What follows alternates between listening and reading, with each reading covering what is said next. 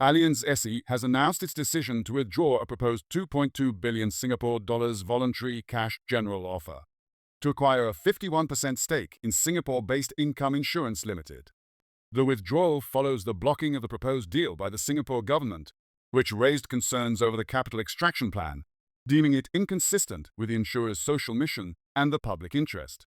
The acquisition, initially announced on 17 July 2024, was intended to elevate Allianz to the position of Asia's fourth-largest composite insurer, up from ninth.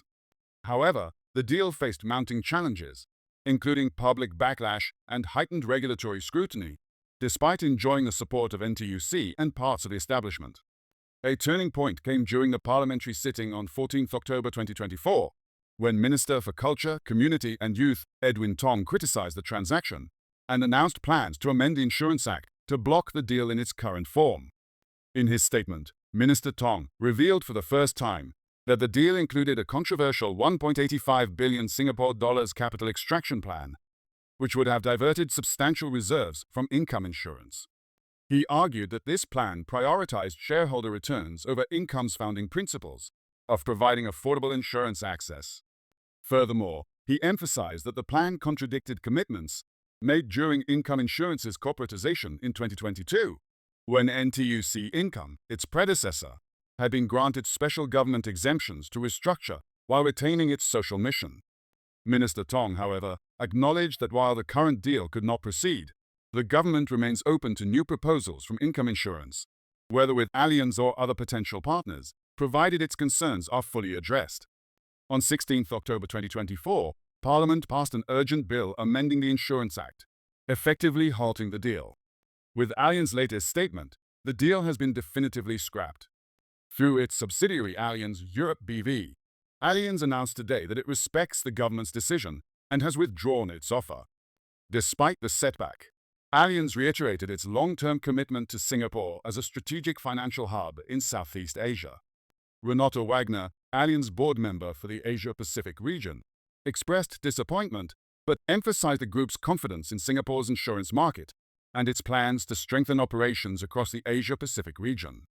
We still believe a combination of Allianz and Income Insurance would result in two strong businesses being brought together for the benefit of Income Insurance's policyholders and a growing portion of Singapore's customers.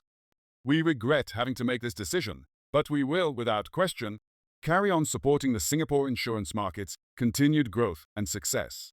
The withdrawal marks the end of months of negotiations between Allianz and Income Insurance, during which the companies explored shared values and potential synergies. Allianz had initially pledged to invest 100 million Singapore dollars over 10 years to support social mobility initiatives and maintain Income's social mission.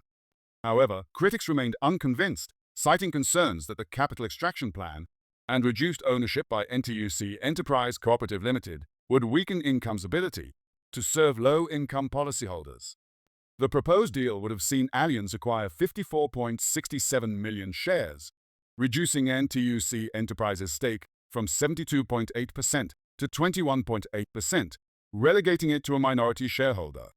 NTUC Enterprise stood to gain 2.22 billion Singapore dollars from the sale of these shares, in addition to 403 million Singapore dollars from the controversial capital extraction plan, bringing its potential total cash proceeds from the transaction to 2.62 billion Singapore dollars.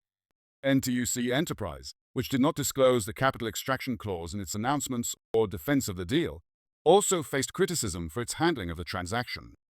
Deputy Secretary General Desmond Tan disclosed in October that NTUC's Central Committee had not been informed of the capital extraction plan until its public revelation.